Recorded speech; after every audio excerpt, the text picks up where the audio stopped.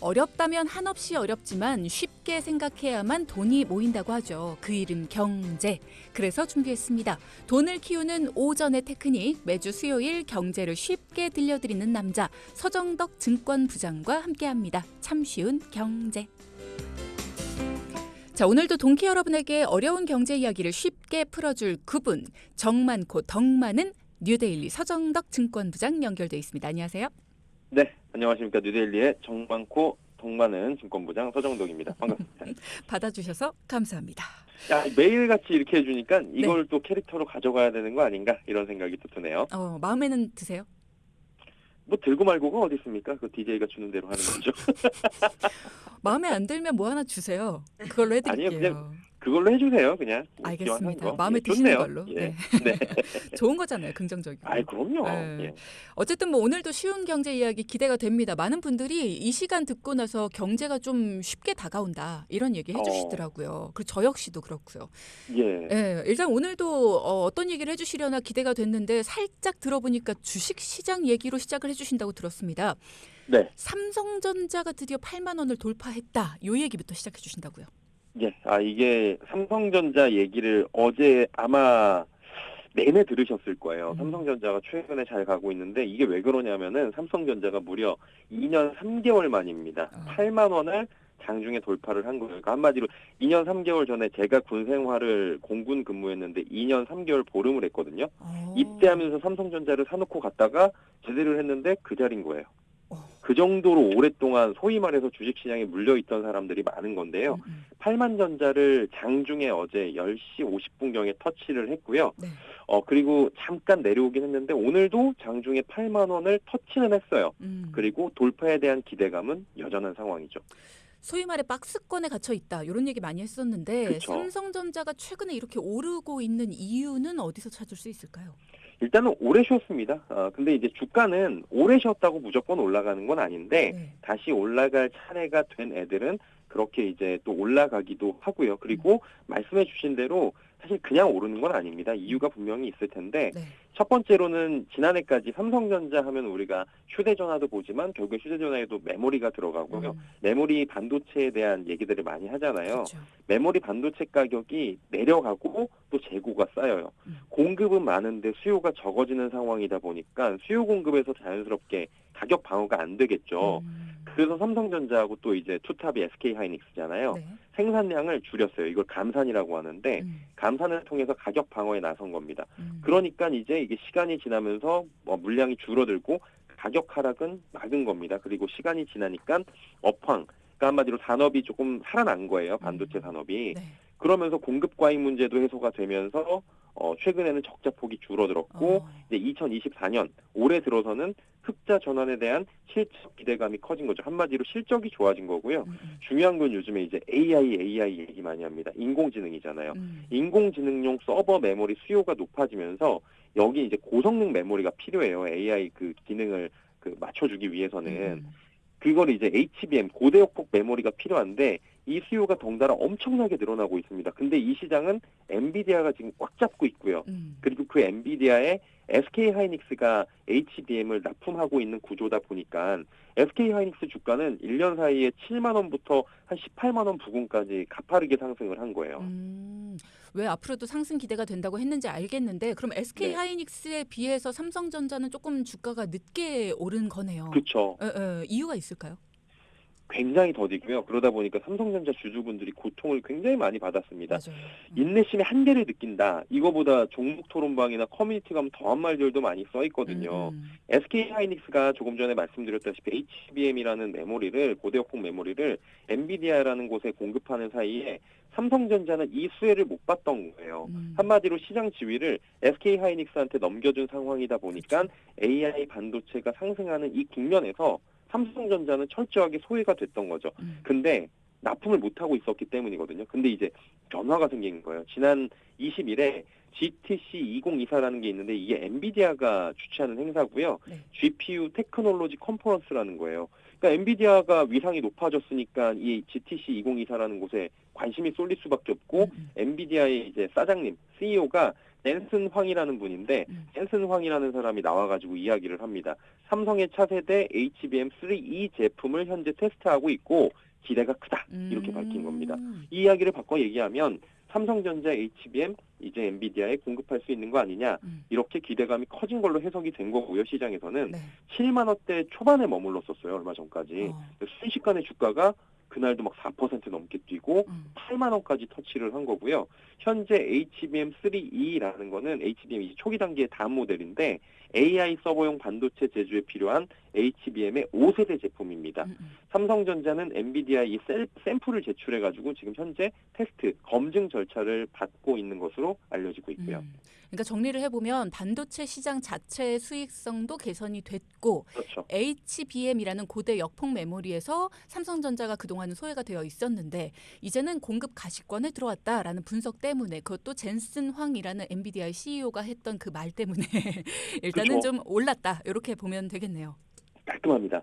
현재 삼성전자는 HBM만 하는 건 아니진 않아요. HBM은 지금 테스트 배드에 있는 거고 나머지는 잘 하고 있어요. 근데 이제 파운드리라는 게 있는데 파운드리는 반도체 위탁 생산을 만드는 건데 이건 1등이 TSMC인데 TSMC하고 격차가 오히려 지금 더 벌어지고 있고 사업이 좀 부진합니다.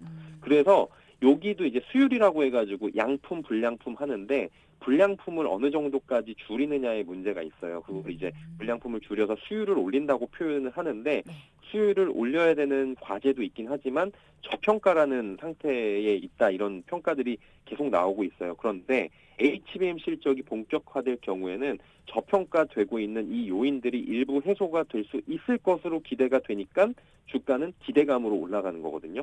그래서 주가 상승 요인으로 작용을 하고 있는 거고요. 여기에 이제 조금 전에 말씀드렸다시피 메모리 가격 반등하잖아요.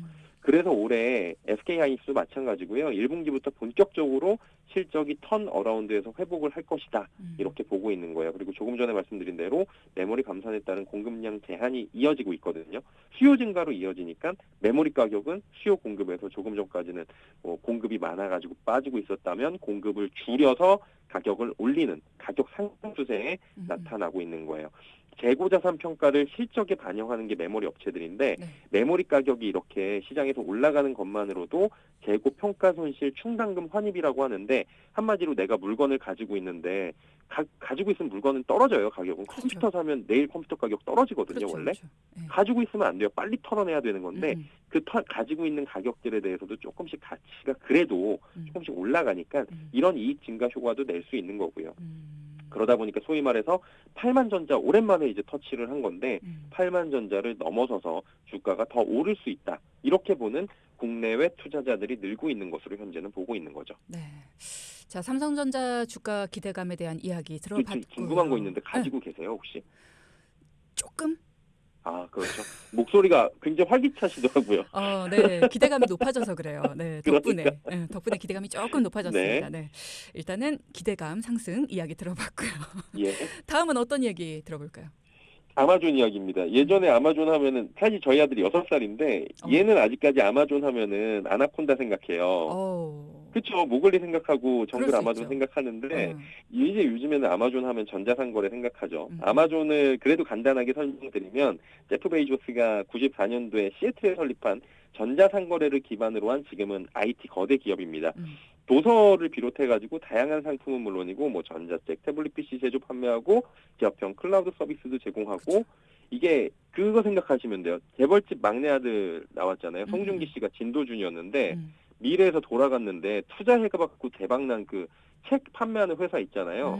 그게 초기 아마존 모델이에요. 그거 생각하시면 되는데 이렇게 잘 나가는 아마존에 지금 위기감이 돌고 있다고 합니다. 아니 방금 설명해 주신 것처럼 세계에서 제일 잘 나가는 전자상거래 기업이 아마존인데 그렇죠. 여기가 왜 위기감이 돌고 있습니까? 왜요? 요즘에 나 뭐 포털 광고 보시면은 알리, 쉐인, 테무 이런 중국 쇼핑몰들을 많이 보셨을 겁니다. 이게 그렇죠. 중국인지도 모르고 싸가지고 클릭해서 사시는 분들도 계실 건데 이게 전부 다 중국 쇼핑몰들인데 이와 직접적으로 연관이 있습니다. 아마존이 최근 전략 회의를 했는데 미국의 유통 공룡하면 월마트잖아요. 그렇죠. 월마트가 있고 타깃이라는 회사가 있는데 여기보다 중국계 업체인 테무, 셰인, 알리 그러니까 알테셰라고 부르더라고요. 이거를 알테셰가 굉장히 자주 등장한대요. 우리나라에만 이렇게 얘네들이 상륙해가지고 점유율을 늘리고 있는 게 아니라 알테셰라고 불리는 중국 기업들이 미국뿐만이 아니라 전 세계의 전자상거래 시장을 뒤흔들면서 절대 강자로 꼽히던 아마존조차도 위기 의식을 느끼고 있다는 거고요. 참고로 테무하고 셰인은 뭐 보신 분들은 알겠지만 정말 파격적일 정도의 초저가 전략을 내세우고 있고 오늘 깜짝 아침에도 놀랐어요. 저도 광고 진짜 싸죠. 네, 저도 네. 아침에 광고 하나 받았는데 몇 시까지 오면은 뭐 몇 조 원을 뿌려가지고 얼마를 싸게 물건을 그러니까 믿지고 파는 거죠. 그렇게 팔아가지고 고객들을 모으고 있는 건데 테무라는 기업부터 설명을 해드리면 중국에 이 핀더도 홀딩스라는 데가 있어요. 거기에 자회사라는데 이게 슬로건이 재밌습니다. 100만 장자처럼 쇼핑하라. 싸게 그냥 막 사라는 거예요. 그걸 슬로건으로 내세우고 있고 그 셰인은 중국 난징에서 설립이 됐는데 20달러짜리 초저가 의류 액세서리 판매하는 업체로 코로나19 이후에 물가가 미국이 비싸잖아요. 근데 사람들은 뭔가를 사는데 굉장히 희열을 느끼거든요. 사람들은 소비하는 데 있어서. 그러면 싸게 파니까 미국인들이 근데 이제 가랑비에 옷 젖는지 모른다고 이거 많이 사면은 좀 돈도 많이 나가는데 그래도 미국인들이 여기에 좀 환호를 하고 있다라고 하고 예전에 우리 있었던 그 청량백화점 이런 거 있죠. 그런 개념으로 좀 간다라고 보시면 돼요. 근데 광고가 어마어마하고요. 마케팅이 어마어마하고 정말 초저가를 내세우고 있어서 초기 사용자 유치에 열을 올리고 있는데 초과는 엄청난 상황입니다. 근데 저도 광고가 뜨길래 요거 괜찮다 아이디어 상품이네 하고 들어갔는데 가격이 엄청난 거예요. 그렇죠. 예, 그리고 또 사면은 혜택도 괜찮고 하길래 가입해서 사볼까 하는 생각이 들더라고요. 이거 미치고 파는 게 맞아요. 이게 원래는 점유율 늘리는 전략인 건데 초기 가입자를 이렇게 늘려가는 건데 이것도 돈이 있어야 하는 건데 여기가 초기 자본이 좀 큰 회사들이잖아요. 전형적인 시장 점유율 늘리기 전략을 그냥 물량 공세로 하고 있는 거고요. 효과가 엄청납니다. 이게 2022년으로 거슬러 올라갈게요. 2022년 9월에 미국 시장에 최초 진출한 테무가 있는데 월간 활성 사용자 수 한마디로 몇 명이 사용하냐거든요. 이걸 MAU라고 불러요. 이 MAU가 1월 기준에 5,140만 명까지 늘어난 겁니다. 이용자가 폭증하니까 당연히 쓰는 돈이 많아지겠죠. 실적도 늘어납니다. 지금 약간 핀도더 홀딩스라고 말씀드렸는데 10월부터 12월까지 지난해 매출이 무려 123% 증가했고요. 이게 우리 돈으로 16조 4천억 원입니다. 시장에서 예상한 것보다 많이 올라간 거예요. 엄청나네요. 그렇죠. 순이익도 146% 올라갔고 그러니까 매출만 늘어난 게 아니라 수익도 같이 늘어나고 있고요. 테무만 이런 게 아니라 셰인도 봤더니 아까 몇 명이 사용하는지 MAU라고 말씀드렸잖아요. 이게 2,090만 명에서 2,600만 명으로 24%가 늘어났습니다. 그러면 이제 경쟁 관계에 있다고 생각 안 했던 아마존 입장에서는 본인들이 딱 뒤돌아본 거예요. 봤더니 이 MAU가 6,960만 명에서 6,700만 명으로 오히려 4%가 쪼그라든 겁니다. 아마존은? 이용자 수가 그렇죠. 아마존은 이용자 수가 역성장한 거예요. 그 아마존의 역성장한 이유는 보니까 테무하고 셰인이 이용자를 흡수했다는 분석이 나올 수밖에 없는 거죠. 그렇죠. 테무나 셰인은 오히려 이용자 수가 크게 늘어났는데 아마존은 이용자 수가 줄어들었으니까 얘네들이 우리 이용자들을 데려갔구나. 이렇게 그쵸. 된 거죠. 이대로 두면 심각한 문제가 생기겠구나. 아마존이 이렇게 우려를 할 수밖에 없을 것 같은데 가만히 있을까요? 대충은 안 넘어가겠죠. 1등 기업이니까. 그러니까. 대책 마련에 나서야 되는 건데 당일 배송도 늘리고 신뢰성을 강조하면서 배송 속도를 강조하는 게 아마존이 미국에서 지금 잘 되는 게 배송도 그렇고 그다음에 반품도 그렇고 신뢰성이거든요. 근데 중국 기업은 신뢰성이 좀 떨어진다라고들 하잖아요. 여기도 이제 사기들도 있고 우리나라에 지금 여러 가지 그 기사들 보면 그런 얘기들도 있거든요. 맞는데 이상한 게 오고 근데 반품도 어렵고 그러다 보니까 이 부분에 대해서 강조를 좀 하고 있는 거예요. 우리가 훨씬 낫다. 여러분 쓰던 거 쓰세요. 이렇게 하는 건데 문제가 뭐냐면 이 중국 업체들이 현지 배송을 하는데 그 배송 시간을 줄여서 해외 직구를 좀 빠르게 해주는 장점이고 싼 건데 만약에 이 중국 업체들이 미국 현지에다가 물류 창고를 구축까지 하게 되면 아마존이 지금 내세우고 있는 빠른 배송까지 가져가니까 아마존은 신속성에도 위협이 될 수 있고 그래서 이제 아마존은 고민이 더 깊어지는 거죠. 효율적 배송이나 간편 반품 이런 강점이 겹칠 수 있는 거예요. 그래서 지금 대책을 세우고 있는데 굉장히 심각하게 바라보고 있다. 이런 얘기들이 나오고 있는 거죠. 사실 신속 배송, 간편 반품 우리나라가 최고인데. 그 최고죠 우리나라가. 우리나라만한 데가 없어요. 그러니까요. 네. 아마존도 아마존인데 국내에 상륙한 중국 기업들의 저가 물량 공세 이것도 굉장하거든요. 국내 기업들도 고민 많을 것 같아요. 이게 말씀해 주신 대로 비단 아마존만의 문제가 아니에요. 지금 언급되고 있는 중국의 대형 이커머스 업체들의 습격은 진짜 국내에도 엄청나거든요. 물량 공세가. 이게 뭐 알리는 마동석 씨가 모델을 하고 있잖아요. 이게 그러다 보니까 국내 대표 성장주로 불리는 게 네이버예요. 네이버 주가가 내리막을 걷는데 이 영향이 있다라고 얘기가 나올 수밖에 없거든요. 최근에 금리를 둘러싼 여러 가지의 그런 우려들이 좀 희석이 되고 있어요. 조금 지지난주에 말씀을 드렸던 게 금리 인하 시기가 이제 다가오고 있다라는 거잖아요. 그럼 이런 성장주들은 돈을 빌려서 성장을 하거든요. 차입이라고 하죠. 그럼 빌릴 때 이자가 좀 적게 낼 수 있는 거잖아요. 이거 다 이익 비용으로 들어갈 수가 있어가지고 네. 소위 말해서 이런 성장주들은 금리 영향을 많이 받는데 대외 환경이 좋아지고 있다 보니까 주가는 올라야 되는 상황인 건데 그리고 경영 환경도 나아지기도 했어요. 근데 카테고리가 겹치다 보니까 특히나 이쪽 이제 네이버의 커머스 부분이 겹치다 보니까 주가가 내려가고 있고 주가에도 그대로 묻어나고 있는 겁니다. 주가가 많이 내려간 상황인가 봐요. 그렇게 말씀하시는 거 보니까. 네이버는 안 가지고 계신가 봐요. 이렇게 자꾸 아니, 제 자산을 자꾸만 유추하려고 하지 마시고요. 이게 청취자분들도 그런 걸 궁금해합니다. 그래요? 예, 안 가지고 있습니다. 안타깝게도 말씀해주신 대로 네. 올해 1월 2일 종가가 네이버가 22만 7,500원이었는데 현재 주가가 19만 원대예요. 많이 내렸네.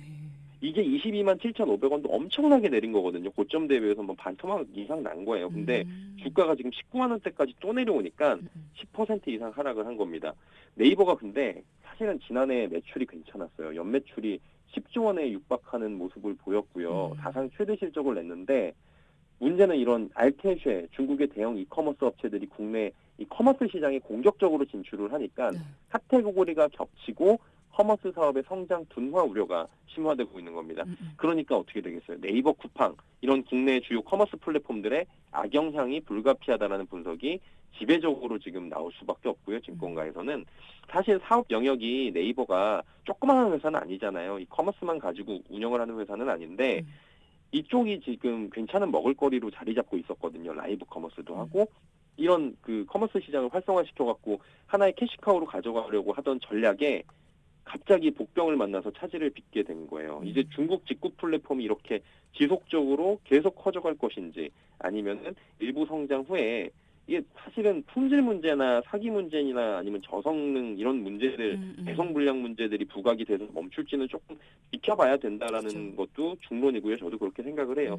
그리고 네이버뿐만 아니라 유통기업들은 쿠팡과의 경쟁도 좀 버거운 상황입니다. 이 강력한 중국 플랫폼 우려에 따라서 주가 불확실성도 일부 있을 수밖에 없어 보인다는 것도 시장에서 지금 우려가 제기되는 부분이에요. 네.